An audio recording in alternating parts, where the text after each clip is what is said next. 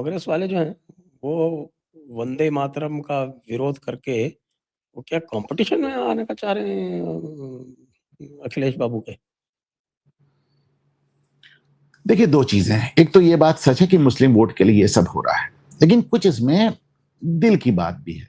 मैं अक्सर कहता हूं, कुछ लोग मुझसे नाराज हो जाते हैं कि नेहरू, इंदिरा और राजीव की नीतियां खराब थी, सोनिया, राहुल और प्रियंका की नीयत खराब है। ये नीति और नियत वाला बयान आपको याद होगा, बाद में भी नरेंद्र मोदी जी ने बोला था। आप ये देखिए इस बात को। आज मैंने एक वीडियो पोस्ट किया, अगर आपने देखा हो, जिसमें राजीव गांधी 1988 में प्रधानमंत्री के तौर पे सावरकर की जयंती में हिस्सा ले रहे हो, बड़े खुश हैं। लता जी गा रही हैं और राजीव गांधी बड़े गदगद होकर बैठे। देखा, मैंने देखा। इंदिरा गांधी ने सावरकर पे पोस्टेज स्टैम्प जारी करके उनको सम्मानित किया था 1970 में। नेहरू जी ने यह कहा था कि मैं सावरकर को भारत रत्न इसलिए नहीं दे सकता क्योंकि विवादास्पद हो गए हैं, लेकिन स्वतंत्रता संग्राम में उनकी उत्कृष्ट भूमिका से कोई इनकार नहीं कर सकता। तो ये नेहरू, इंदिरा और राजीव आपको नजर आ रहा है। यानी सावरकर से सारा प्रॉब्लम सोनिया, राहुल और प्रियंका, सारे प्रॉब्लम केवल इन्हीं तीनों को। तो हां, मुस्लिम वोटों की चीज अपनी जगह है, मुस्लिम वोटों के लिए इस तरह की वंदे मातरम वाली बात हो रही है, लेकिन जो सोनिया गांधी हिंदी नहीं जानती, वो संस्कृत के छंद कब दूसरे से तीसरा पहुंच जाता है उनको समझ में आ जाता है।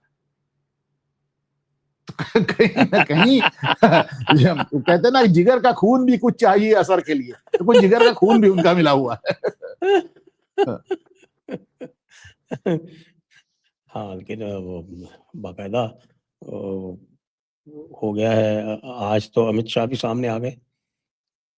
अमित शाह ने सामने आके और पूरा जो है बात, मैंने भी कुछ 2-3 दिन पहले ट्वीट किया था कि भाई वंदे मातरम को इन्होंने पहले 1937 में डिवाइड किया, रिजल्ट ये हुआ कि इन्होंने भारत को डिवाइड किया और आज तक उसी लाइन पे कायम है। तो अब ये कह रहे हैं कि साहब कि हम तो नहीं करेंगे, हम तो गाएंगे। अरे तो भाई गा क्यों रहे हो? हमारे समाजवादी वाले हैं तो गाते ही नहीं, तो इससे झंझट ही नहीं है, मत गाओ, कोई झंझट नहीं है।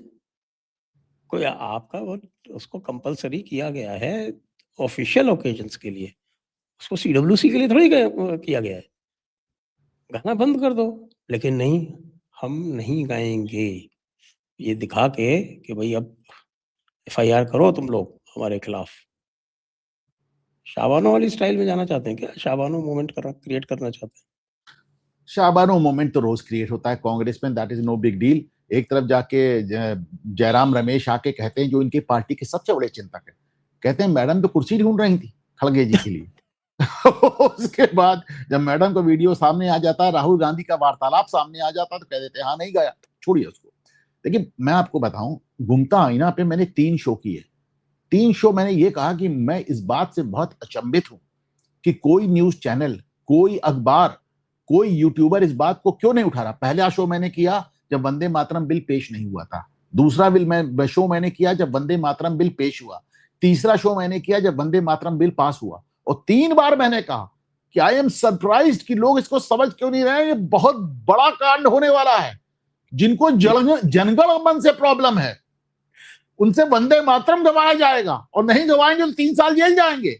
और देखिए 3 साल क्यों रखा गया, 3 साल क्यों रखा गया इसको, क्योंकि 2 साल में सदस्यता चली जाती है, 2 साल में सदस्यता चली जाती है, 2 साल की जेल में, तो 3 साल रखा गया।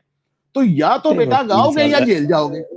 ऐसा नहीं है, देखिए ऐसे जो ओरिजिनल एक्ट है उसका जो सेक्शन 3 है, उसको सेक्शन 3 में 3 साल की सजा थी, लेकिन उसमें ठीक है, वो इंदिरा गांधी बना गई, इंदिरा गांधी बना गई, इंदिरा गांधी बना गई, लेकिन जब आपने उसका संशोधन किया तो आप संशोधन केवल इतना ही तो किया कि नेशनल एंथम के साथ नेशनल सॉन्ग ऐड कर दिया। नेशनल सॉन्ग कर दिया, और उसको अच्छा अभी देखिए, अभी हर जगह बवाल होगा। आपको याद है तमिलनाडु की असेंबली में ये हो गया था कि साहब पहले तमिल सॉन्ग गाया जाएगा, पहले स्टेट सॉन्ग गाया जाएगा, वंदे मातरम बाद में गाया जाएगा। अब वो भी अपमान हो जाएगा, वो भी अपमान। अरे साहब सदस्यता चली जाएगी, सोचिए आप। ये ऑफ कोर्स मैं इसको 3 बार मैंने वार्न किया था कि साहब ये बहुत बड़ा जाल बिछाया गया। पहली बात ये पॉलिटिशियंस के लिए। दूसरी बात देखिए, आप इसको 3 हिस्से में कहता हूं। पॉलिटिशियंस के लिए तो जाल हो गया, एक आम मुसलमान को तो आपने सामने जीवन मरण की चुनौती रख दी। या तो जैसे किसी जमाने हम लोग बचपन में कहते थे हिंदुस्तान में रहना है तो वंदे मातरम कहना है, तो तुमने तो उसको कानून बना दिया कि हिंदुस्तान में रहना है तो वंदे मातरम कहना है। अब देखिए वो अभी जब ये इमरान मसूद इसका विरोध कर रहे थे तो उन्होंने क्या कहा, नहीं गाऊंगा वंदे मातरम, खड़ा हो जाऊंगा। ये उनको मालूम था कि खड़ा हो जाऊंगा, खड़ा हो जाऊंगा वरना जेल जाऊंगा वरना जेल जाऊंगा। तो भाई ठीक है, बहुत लोगों को जनगण मन भी नहीं आता, खड़े वो हो जाते हैं, तो चलो खड़ा ही हो। इंदिरा सोनिया जी इसमें ज्यादा चली गई, 2 कदम आगे चली गई। उनका साहब 2 कारण से, एक तो वो मुस्लिम वोट, और दूसरे मैं मानता हूं कि उनके हृदय से विरोध का उद्घोष होता है। तीसरी बात मैं आपके दर्शकों को बता दूं, जो इमरान मसूद ने कहा कि वंदे मातरम की हिस्ट्री देखो, तो वंदे मातरम की हिस्ट्री मैं कई बार बता चुका हूं, फिर से बता दूं।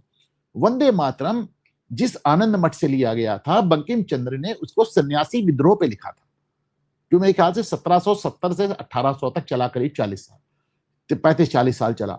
लेकिन हमारे वामपंथी वंदे मातरम आनंद मठ में बाद में शामिल किया गया, लिखा था उन्होंने, उसके लाइनें बाद में शामिल की गई, सुनिए। लेकिन जिस सन्यासी विद्रोह की बात हो रही है, उस सन्यासी विद्रोह को हमारे यहाँ वामपंथी इतिहासकारों ने फकीर विद्रोह नाम दे दिया, उसको सेकुलर बना दिया। सन्यासी विद्रोह को फकीर विद्रोह। सब भाई देखिए, वंदे मातरम में आनंद मठ में उसके सरगना कौन थे, उनके लीडर कौन थे, गुरुजी।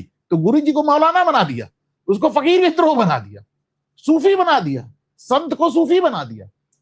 और आज ये कह रहे हैं कि साहब पहले उसको आपने सेकुलर बता दिया, और आज आप कह रहे हैं नहीं वो तो 1937 में तय हो गया था। तो भैया 1936-37 में तो फिर उसके बाद पाकिस्तान भी तय हो गया था ना। आज अमित शाह जो बात कह रहे थे, हम सही कह रहे थे। कह रहे जब आपने वंदे मातरम को काटा था, जब वंदे मातरम का बहिष्कार किया था CWC की मीटिंग में, तभी तो पाकिस्तान की नींव रखी गई थी। आज आप उस बात को दोहरा रहे हो।